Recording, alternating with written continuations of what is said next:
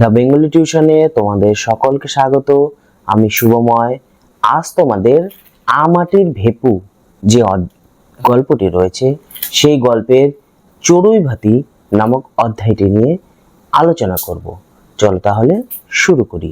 এই অধ্যায়ের শুরুতেই আমরা দেখতে পাই দুর্গা একদিন অপুকে চুপি চুপি ডেকে বলল, অপু, চড়ুই ভাতি করবি? অপুদের বাড়ির দরজার সামনে দিয়ে সবাই কলুই চণ্ডীর ব্রতের ওখানে বনভোজন করতে যায় একটি বাগানে। বনভোজন মানে তোমরা আসলে সবাই হয়তো জানো, ওই জন্য আমি বললাম না। বনভোজন মানে পিকনিক। আমরা বাড়ি থেকে কোথাও বেরিয়ে কোনো একটা জঙ্গল হোক, নদীর ধারে হোক, সমুদ্রের ধারে হোক, সেগুলিতে যে আমরা পিকনিক করি সেটাই বনভোজন। অপুর মাও যেত আগে, কিন্তু বর্তমানে তার মাকে আর কেউ তেমন বনভোজনে নিমন্ত্রণ করে না। মানে নিমন্ত্রণ কেনই বা করবে, মানে এটা তো কারো বাড়ির অনুষ্ঠান নয়, মানে তাদের সঙ্গে তার মাকে নেয় না। কারণ সেই বনভোজনে সবাই অল্প অল্প করে দামি দামি বিভিন্ন জিনিস দেয়। দুর্গার মা বা অপুর মা সেই জিনিসগুলো দিতে পারে না, যার ফলে তাকে নেয় না। দেখো, বনভোজনে গিয়ে আর সকলে মানে অন্যান্য সকলে বার করে ভালো চাল, দুধ, ঘি ইত্যাদি ইত্যাদি, মানে বিভিন্ন ভালো ভালো জিনিস। আর এদিকে দুর্গার মা বের করে মোটা চাল, দু একটা বেগুন ইত্যাদি, মানে এছাড়াও মটরের ডাল বাটা ইত্যাদি বিভিন্ন জিনিস। দুর্গার মা লক্ষ্য করে ভুবন মুখুজ্জের বাড়ির যে ছেলে মেয়েরা, সেই ছেলে মেয়েরা নতুন গুড় দিয়ে, যে আখের গুড় উঠেছে সেই আখের গুড় দিয়ে তারা দুধ ভাত মাখিয়ে খায়। দুর্গার মায়ের তার ছেলে মেয়েদের জন্য ভীষণ খারাপ লাগে সেই দৃশ্য দেখে, কারণ তারও তো ছেলে, সে খাওয়াতে পারছে না ইত্যাদি দেখে তার খুব খারাপ লাগে। কারণ অপুর মা জানে যে অপু গুড় দিয়ে দুধ ভাত খেতে ভীষণ ভালোবাসে। নীলমণি রায়ের যে ভিটা রয়েছে সেই ভিটা জঙ্গলে পরিপূর্ণ হয়ে রয়েছিল, তো সেই জঙ্গলে পরিপূর্ণ এলাকা দুর্গা একা কিছুটা জায়গা কেটে পরিষ্কার করে, মানে জঙ্গল পরিষ্কার করে। তার ভাইকে বলে, দাঁড়িয়ে দেখ অপু, মা আসছে কিনা। আমি বাড়ি থেকে চাল, ডাল ইত্যাদি বিভিন্ন যে সমস্ত সামগ্রী লাগে বনভোজনের জন্য সব আমি নিয়ে আসি। একটা ভালো নারকেলের মালায় 2 পলা তেল দুর্গা জোগাড় করে নিয়ে আসে। এছাড়াও দুর্গা রান্নাঘর থেকে আরো যা যা মাল মশলা মানে রান্না করতে, সেগুলি বের করে এনে ভাইয়ের জিম্মায় দিয়ে বলে, দৌড়ে চলে যা, গিয়ে ওখানে রেখে আয়, আবার দেখিস গরুতে যেন মুখ না দেয়। দুর্গারা যেই জায়গাটি মানে নীলমণি রায়ের যে ভিটাটি পরিষ্কার করেছিল সেই মিডিলে অনেকটা জায়গা পরিষ্কার করেছিল, আর আশপাশে প্রচুর জঙ্গল, তাই বাইরে থেকে দেখা যায় না। তারা খুব আনন্দ সহকারেই ভাত রান্না করতে শুরু করে দেয় এবং দুর্গা বলে, দেখ ভাই, কত মেটে আলু ঝুলছে, আমি সেই মেটে আলুগুলো জোগাড় করে এনেছি। পটুদের তালতলায় সেই মেটে আলুগুলো ধরেছিল, তো পটুদের তালতলা থেকে দুর্গা সেই মেটে আলুগুলো জোগাড় করে এনেছে। তারা মেটে আলুগুলো কেন জোগাড় করে এনেছে বলতো? সেই মেটে আলুগুলো তারা ভাতে দেবে, তারা সেদ্ধ করে খাবে। আর এদিকে অপুর তো আনন্দে উৎসাহে সে যেন ফুলে ফুলে উঠছে, কারণ এই তার প্রথম বনভোজন। অপু ভাবতেই পারছে না যে তারা সত্যি সত্যি বাইরে কোথাও রান্না করে খাচ্ছে। এতদিন অপু ওই ধুলোবালি দিয়ে, চিনি, কোনো পাতা দিয়ে হয়তো শাকসবজি ইত্যাদি বিভিন্ন রান্না করে খেত, কিন্তু আজ সত্যি সত্যি যে রান্না হচ্ছে সেটা যেন অপু বিশ্বাস করতে পারছে না। বড় সুন্দর ছিল সেই দিনটি, চারিদিকে ফুল ফুটে আছে। এছাড়াও তারা যে বনভোজন করছিল সেই জায়গাটা বেশ পছন্দ হয়েছিল অপুর।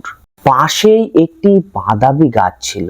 সেই বাদামি গাছের সাদা সাদা ফুলগুলো কুয়াশায় ঝরে গেলেও ঝরে গেলেও সেখানে ছোট ছোট বাদামি লেগে থাকে। সেই বাদামগুলো যেন ফুলের ডগায় লেগেছিল এবং সেগুলি দেখতে ভীষণ ভালো লাগছিল। তাদের যখন রান্নাবাড়ি চলছিল, মানে চড়ুই ভাতি যখন মাঝ পথে, এমন সময় কে যেন এসে অপুদের বাড়িতে ডাক দিল। দুর্গা তো চিনে ফেলেছে। দুর্গা বলল, ওটা বিনির গলা, যা বিনিকে ডেকে নিয়ে আয়। একটু বাদেই অপুর পেছন পেছন দুর্গার মতো সমবয়সী একটি মেয়ে এসে তাদের বনভোজনের কাছে চলে আসলো। সেই মেয়েটি দুর্গাকে দেখে খুব সুন্দর করে হাসলো এবং বলল, এখানে কি করছো দুর্গা দিদি? দুর্গা বলল, আয় বস, আমরা চড়ুই ভাতি করছি, আমাদের সাথে চড়ুই ভাতি করবি? তো বিনি তো সায় দিয়ে দিল। আর বিনির একটু পরিচয় বলে দেই। বিনি হলো ওই পাড়ারই কালীনাথ চক্রবর্তীর মেয়ে। বিনির পরনে আধময়লা শাড়ি ছিল। এছাড়াও তার হাতে সরু সরু চুড়ি লক্ষ্য করা গেছিল। অত্যন্ত সাধারণ গোছের মেয়ে হলো বিনি। তার মুখটি ভীষণ সাদাসিধা। যোগীর মেয়ে বলে ওই পাড়ায় তাদের কেউ বিশেষ করে নিমন্ত্রণ করে না। যেহেতু তারা যোগী এবং বিনি হলো যোগী বামুনের মেয়ে, তাই তাদের সাথে যেহেতু কেউ পাড়ায় খুব একটা মেশে না, তাই তারা গ্রামের একটা প্রান্তে চুপচাপ বসবাস করে। তাদের সাথে তেমন কারো উঠা বসা নেই।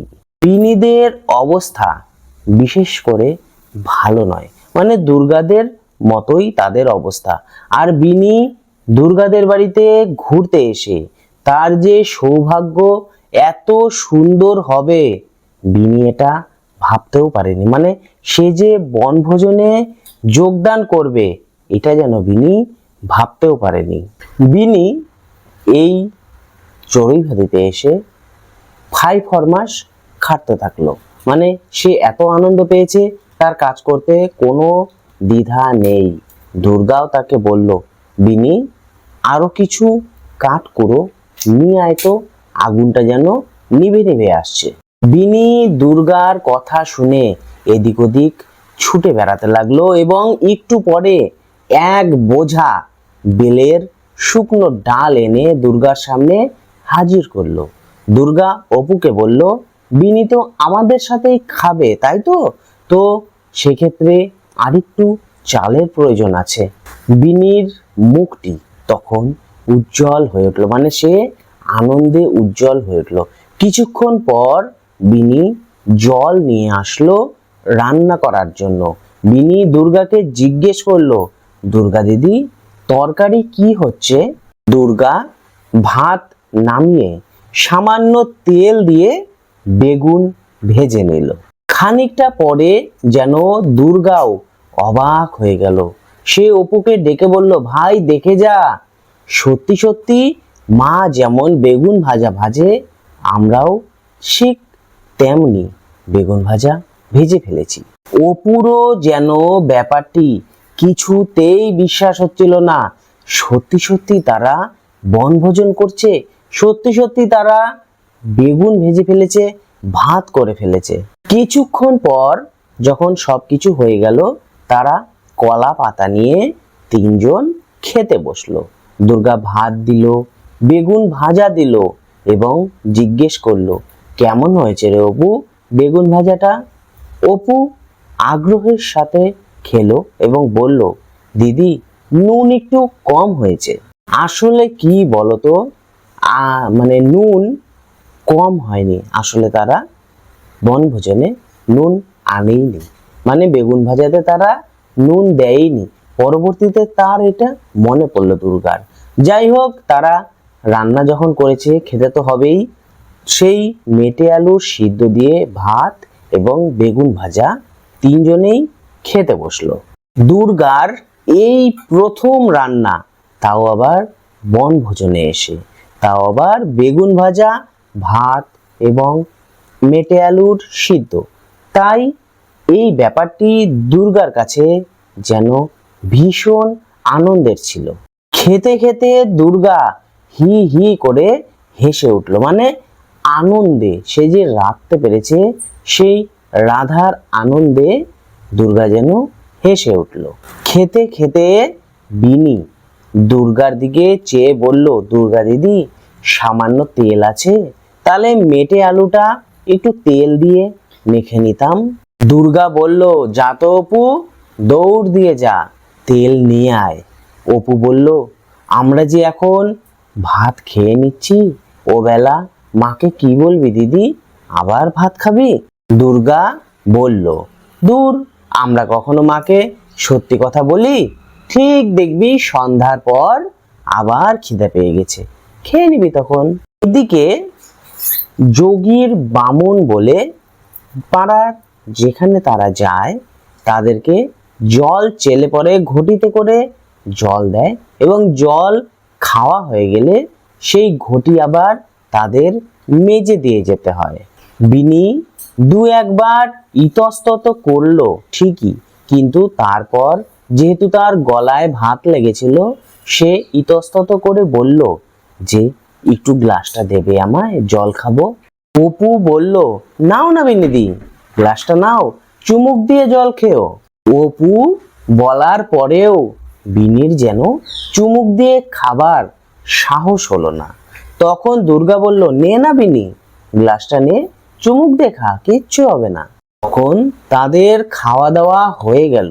তখন দুর্গা বলল, চল আমরা এখান থেকে চলে যাই, কিন্তু হাঁড়িটা ফেলা হবে না, হাঁড়িটা আমরা কুল গাছের ওপরে রেখে দেই, আবার অন্যদিন আমরা চড়ুই ভাতি করব। অপু বলল তার দিদিকে যে হাঁড়িটা তো কুল গাছের উপরে রাখবো ঠিকই আছে, কিন্তু মাতোর মা প্রতিদিন কাঠ কুড়াতে আসে এই জঙ্গলে, তার মা যদি হাঁড়িটি দেখতে পায় তাহলে তো নিয়ে চলে যাবে। শেষ পর্যন্ত সেই হাঁড়িটি তারা একটি ভাঙ্গা পাঁচিলের ঘুলঘুলির মধ্যে লুকিয়ে রেখে দিল। দেখো, এ পর্যন্তই ছিল এই যে চড়ুই ভাতি অধ্যায়টি, সেই অধ্যায়টির বিষয়বস্তু আমি পুঙ্খানুপুঙ্খভাবেই এটি আলোচনা করেছি। পরবর্তীতে আমরা এর পরের যে অধ্যায়টি রয়েছে সেই অধ্যায়টি নিয়ে আবার আলোচনা করব। আজ তাহলে এটুকুই।